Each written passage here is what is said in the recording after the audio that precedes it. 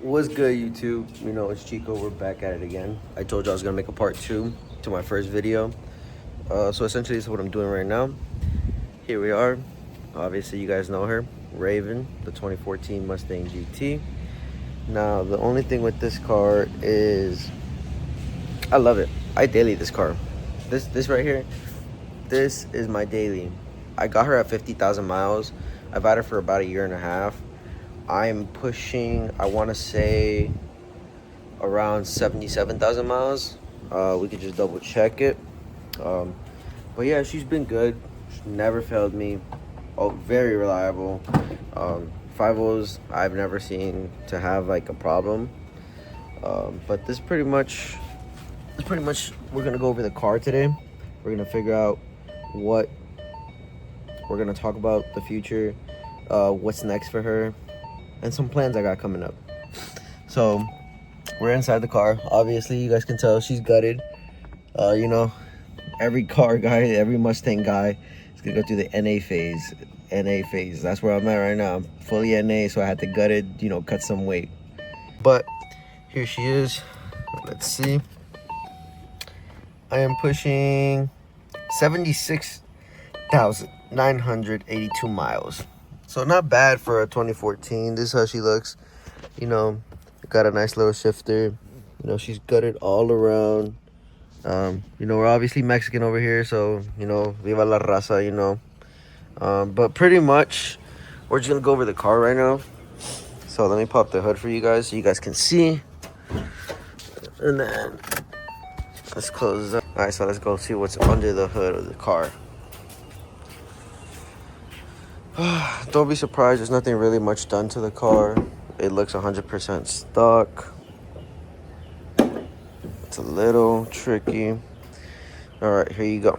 You got your 5-liter V8 with a 302 displacement, or my fault, correction. It's more like a 290 something. It's a fun fact, but it's like 290 something cubic inches, but they rounded it up to 302 to make that 5.0. So here we go. So I have pretty much no intake, no air intake. It's stock. Everything is stock on this car, but I do have some goodies. So if you see down there, that right there, that's that BBK. I have BBK headers. BBK headers on this car make it really loud. Some headers I don't have issues. These I ended up getting because of the price point. They cost me around $800. So that was around my price point. I couldn't complain. I ended up installing them in here myself with a couple homeboys, but we ended up doing them kind of wrong, so I had to get them redone. And then for the engine, so I have oil pump gears. If I remember correctly, the shop that did my oil pump gears, I can't remember what brand they went with, but they went with a pretty good brand. I think they're Boundary. I might be mistaken on that, so don't quote me. I'll double check. I have a 2018 manifold. My 2014 I got rid of, so that's why it looks like this a little bit. That part right there is a little off. So it's basically they ended up putting the 2018 manifold. Also upgraded my injector so I can run E85. So I'm on LU47s. I'm pushing 47-pound injectors on this. That's pretty much everything done to the engine. So I'm essentially just headers in E because the manifold really doesn't do much, but it opens it up a little bit more because it's a longer runner of some sort, if I'm not mistaken. So then if I were to jack the car up, I also have a X pipe under there that leads all the way to the back. So we're long tubes, of course. And then we have the best exhaust in the world, the Corsa Extremes. So she is really, really, really rowdy when she wakes up. Now that's why I love my car though. When I didn't have headers, you could still hear me screaming because of those Corsas back there. Those Corsas were really fucking good. Excuse my language, but they were really fucking good. So now, this is where it gets interesting. She looks like a stock car. Nothing's wrong with her. Nothing's done to her. Let me see if I can get a clip for you guys from the back. Or under the car. I don't know if you guys can see it. I doubt you'll be able to see it. But that right there, this silver piece, is a one-piece drive shaft. So I have a one-piece drive shaft. This whole diff got replaced and it's recently like brand new. I put around, I want to say 4,000 or 5,000 miles on it already, and I'm coming up due for an oil change. But that diff right there, it's interesting. The only reason I say that is because this car right here is a premium and it has the track pack. But now here's the thing. When the shop that did my car, they took out the diff because the diff ended up blowing on it, and it was like really bad, and it had a big old hole on the, I think it's the locker. The locker had a big old hole, so it would clunk on deceleration and acceleration. So we're surprised the diff didn't blow. But I have a 1-year GT500 differential in there. So if I'm not mistaken, the way the shop explained it, so I had a Boss 302 locker with a GT500 pinion, and it was like a 1-year thing, so they only made it for the 2013, but my car had it, so we don't know if it was from factory or that's how they spec the car out. But it was definitely an interesting thing. So now I'm in there. If I'm not mistaken, I have a Detroit locker in there. I also have Ford racing gear, so I replaced them. I originally had 373s. I just put a fresh set of 373s. I also did upgraded axles. Since the axle started chewing itself out, I upgraded the axles, so we're pushing strange axles. The whole rear end is basically built for 1,000 horsepower, even though we all know that these cars cannot handle 1,000 horsepower on a stock motor, specifically the Gen 1s. The Gen 1s, you can reliably, I've seen people reliably push 700, and 700 is still pushing it. So it can be anywhere 650 to 700 depending on your tuner and your applications. So for example, I don't know if you guys follow or know about Derek Barron Productions. He has a 2013 called Lucifer, if I'm not mistaken. He's actually one of the inspirations why I got this specific car. But he has Lucifer, and that car pushes, if I'm not mistaken, 650, 700, if I remember from one of his videos. But he has a Pro Charger setup, so his setup is one of the more common ones on these Gen 1s. Because on these Gen 1s, you either see a Paxton, you see turbos on 3, or you see a supercharger, which is typically the most common is a Roush. So we're not there yet. We are pushing NA power right now, but we're gonna get there one day. And then let's continue to the wheel setup. So the wheel setup, I have authentic SVT GT500 from the 2014. I have a wheel setup. So the fronts, if I'm not mistaken, they are 19 by 8 or 18, or 19 by 8.5 or 9.5. And if I'm not mistaken, the wheel setup I'm running on there right now, I think they're 265s. If I'm not, let me see, yeah, 265s by 40 by 19. So those are pretty good. And then the backs, I'm running a stagger setup. So this is going to be a 20-inch. It's going to be a 20 by 10. I'm running 305s by 30s by 20s on there right now. So it's just a daily little setup. And then for the wheels, for the suspension and the brakes, I am running slaughtered rotors and brake pads. I got them off American Muscle. Shout out to, if I'm not mistaken, it's called Extreme brake pads or something like that. Let me just double check because I know I got it on the back. Yeah, this is the brand right here. So they're pretty good. I'm not gonna lie to you, their rotors and their brake pads, they're pretty nice and they do the job good. So since I have the track pack, I have Brembos from factory. I have, if I'm not mistaken, these cars, when they had the track pack, they had the Boss 302 oil cooler, and they have some of the handling applications from the Boss 302. So essentially, it's a Boss 302 without the engine, but it's still the 5.0, just a detuned 5.0 without the same internal parts as the Boss 302. Correct me if I'm wrong. But this is essentially my car. And then I also have, for the suspension, I am running a set suspension. So I have lowering springs. They're called Ibach Pros. iBox makes some really good products for the Gen 1s. I don't know about Gen 2s or Gen 3s, but for the Gen 1, iBox springs are pretty reliable, really good, and they're comfortable when you're driving. I had to replace them because my struts had gone out. I used to have Coney struts when I bought the car, the orange ones, but then again, it's a 10-year-old car. Sorry, 12-year-old car, going on to 13 years, 12-year-old car, and the shocks have been in there for a minute, so obviously they're going to run out. But besides that, I upgraded them. I think they're called, I bought some cheap set struts and everything. They are off of American Muscle. They cost me around $200 for the whole set all around. I ended up changing them myself, and the car runs really smooth now. It sits at a good height. It sits really aggressive. So for the front, it's a little bit of a rake stance. In the back, it's a little bit higher. And I've had the drag pack on here before, so when I put the drag pack on, it gives it that mean rake stance, and it squats a lot when it's, you know, when it's ready.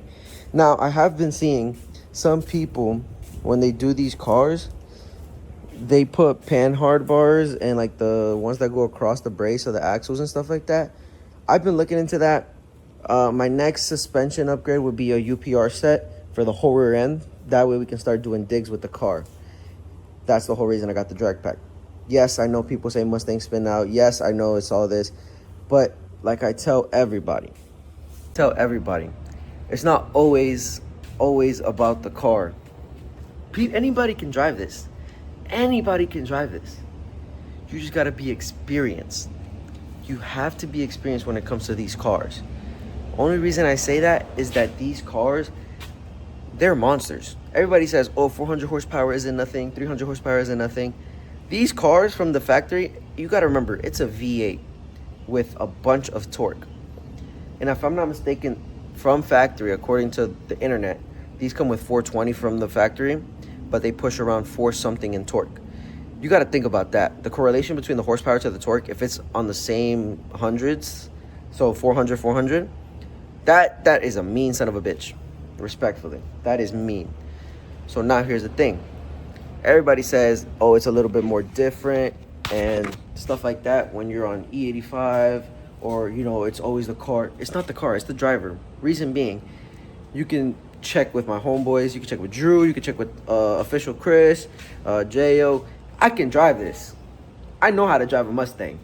You can check with any of my homeboys. They'll tell you I know how to handle my car. And that's what I tell everybody. You can have the Mustang, you can drive the Mustang, but it's a matter of knowing how to drive it yourself. So that's where you gotta, you know what I'm saying, practice, you gotta lock in, you gotta treat the car like it's an extension. And I know it sounds a little cringy or whatever, but these cars, if you let them get out your control, they'll rip and you'll end up spinning out and doing everything else. So that's why I tell people, get a Mustang, and if you're gonna get one, you can either start with a Gen 1, even the 4.6, the 3 valves or the 2 valves.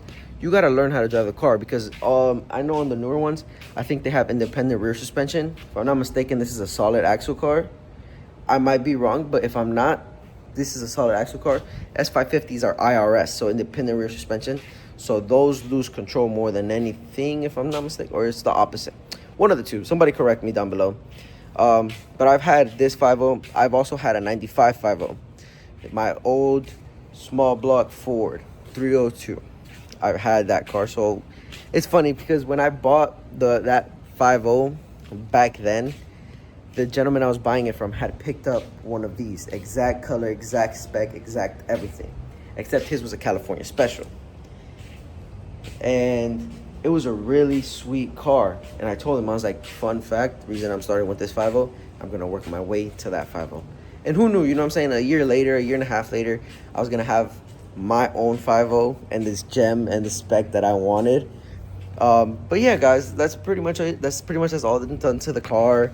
I'm essentially going to continue building the car. I have some future plans coming up. I'm a small part of the car community down here in South Florida. People will spot me and they'll recognize the car just by the color and the loudness, but they don't know who I am specifically. Like, they'll just point out the car. I have some homeboys that have seen me on the street, others haven't. But essentially, it's gonna be a fun month this month. So I have a couple projects for her.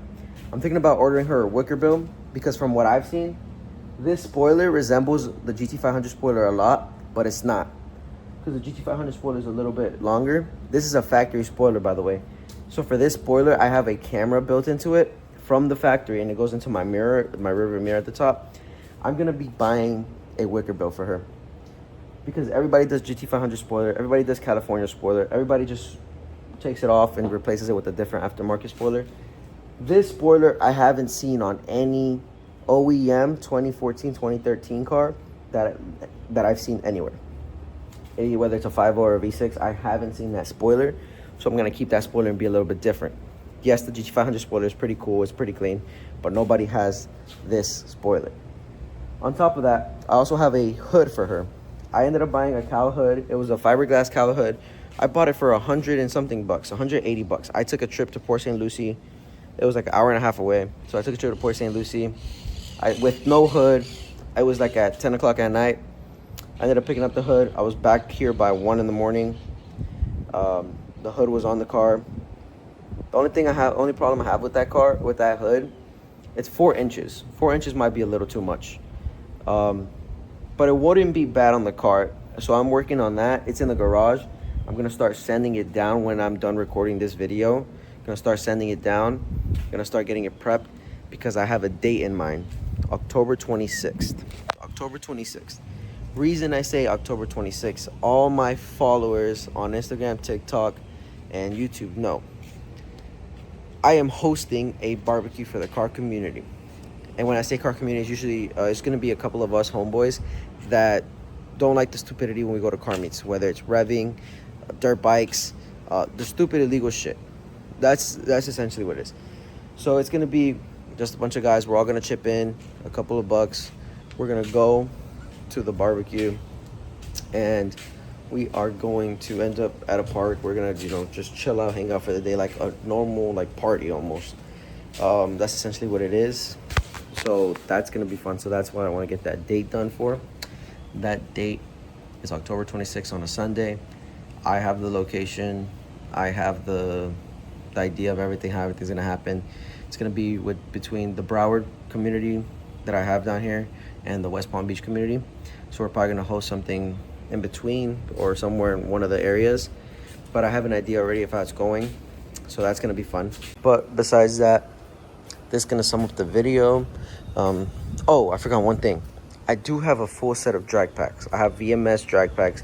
I already have the rears. I have the fronts. I just need to get tires onto the fronts. If I'm not mistaken, the rears are 17 by 10 and the fronts are 26 by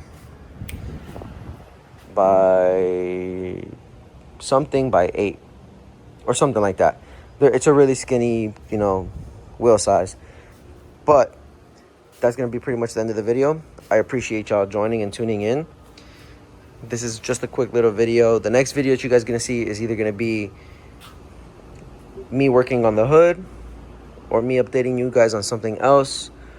But it's going to be car related. So it's definitely going to be that. And I have some goodies I have to do in the garage. So I'm either going to record the video for you guys. The next one coming up is going to be me sending down the hood and the journey and the process. Or it's going to be me organizing the garage because I did buy something. I did end up buying something to make this shop look a little bit better. And, obviously, you guys are going to see me a little bit more everywhere. This is Raven.